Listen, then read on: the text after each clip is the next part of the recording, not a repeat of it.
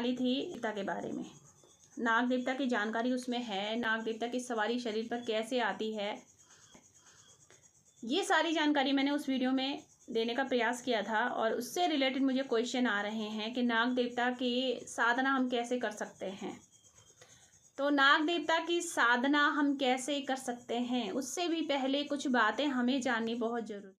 साधना कई लोग करना चाहते हैं और मुझे बीच में कई लोगों ने कांटेक्ट जब किया था और पूछा भी ली थी कुछ लोगों ने, जिनके शरीर पर नाग देवता की सवारी आती है, नाग देवता की शक्ति आती है, लेकिन खुल करके नहीं आती है। तो वो लोग भी जानना चाहते थे कि नाग देवता की साधना हम कैसे कर सकते हैं, किस प्रकार से हम नाग देवता को प्रसन्न कर सकते हैं ताकि शरीर में जो सवारी है, शक्ति है, वो खुल कर आए।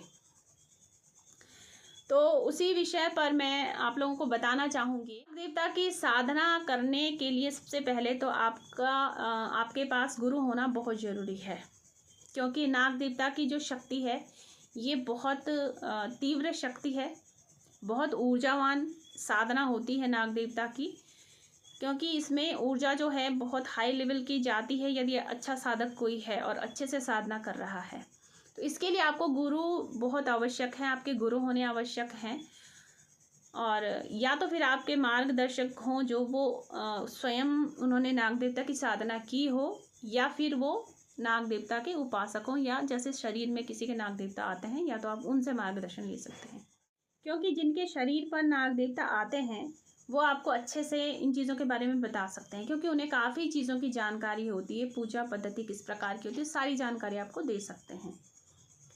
और मैं ये भी नहीं कहूँगी कि इस शरीर में सीधे नाग देवता जिसके आते हैं वो आपको साधना बता सकते हैं, क्योंकि ज़रूरी नहीं है जिनके शरीर पर नाग देवता आते हैं उन्होंने साधना की ही हो, क्योंकि किसी किसी पर केवल कृपा हो जाती है, तो उस कृपा के चलते नाग देवता शरीर पर आते हैं।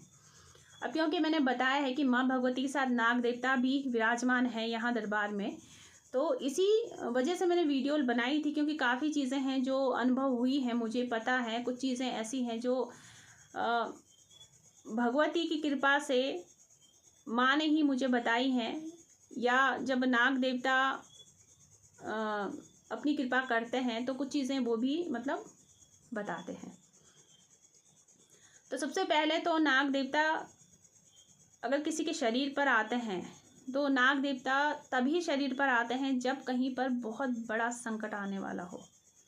ठीक है, ये उनकी बात है जिनके शरीर पर नाग देवता आते हैं। अब बात आती है साधना की कि क्या हम नाग देवता की साधना कर सकते हैं। तो मैंने अभी बताया कि हाँ, जिनके गुरु हैं नाग देवता की साधना कर सकते हैं, या फिर आपको मार्गदर्शन एक ऐसे व्यक्ति से, ऐसे गुरु से मिलना चाहिए। भले ही आपने गुरु दीक्षा उनसे नहीं ली हो, लेकिन आपको मंत्र दीक्षा लेनी उनसे ज़रूरी हो जाती है। फिर आपको सारे नियम बताए जाते हैं कि आपने कैसे साधना करनी है।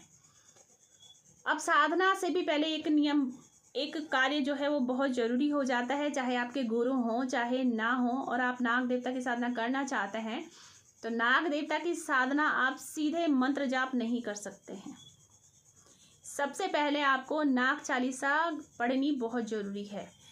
आप नाग चालीसा का 11,000 पाठ आपको कंप्लीट करना बहुत जरूरी है, क्योंकि जब आप 11,000 नाग चालीसा का पाठ कर लेते हैं तब आपका शरीर जो है नाग देवता की साधना में जो ऊर्जा पैदा होती है ना, उसको एब्जॉर्ब करने के लिए आपका शरीर तैयार होता है। इस वजह से आपको नाग चालीसा पढ़नी बहुत ज़रूरी होती है।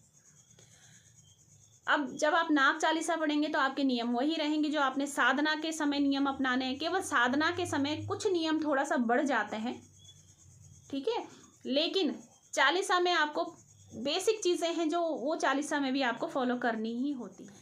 तो चालीसा के बारे में बता दूं मैं पहले कि चालीसा जब आप 11,000 पाठ आपकी हो जाएंगे तो आपको इसमें हवन भी करना होता है। हवन जो करना होता है वो आपको 11,000 पाठ करने के बाद आपको हवन करना होता है। आप जब चालीसा के बाद हवन करेंगे तो या तो इसमें नाग देवता के 108 नामों का आपने हवन करना है, ठीक है, या फिर आपने नाग देवता के मंत्र द्वारा हवन करना है।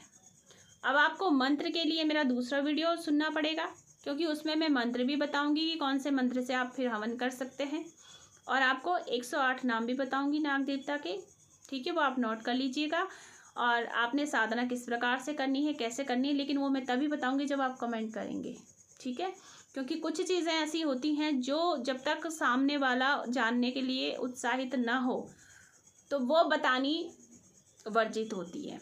कमेंट आएंगे, फिर आपको अगली वीडियो इसी की मिल जाएगी जिसमें मैं नाग देवता के चालीसा की साधना आप कैसे कर सकते हैं, उसके नियम क्या होंगे, किस प्रकार से आपने हवन करना है, किस मंत्र से आपने हवन करना है, ये सारी चीज़ें मैं अगली वीडियो में बताऊंगी।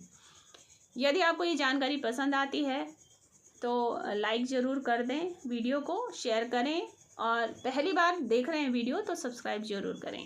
भगवती का आशीर्वाद सदैव आप पर बना रहेगा। जय मां अम्बे, जय मां जगदम्बे।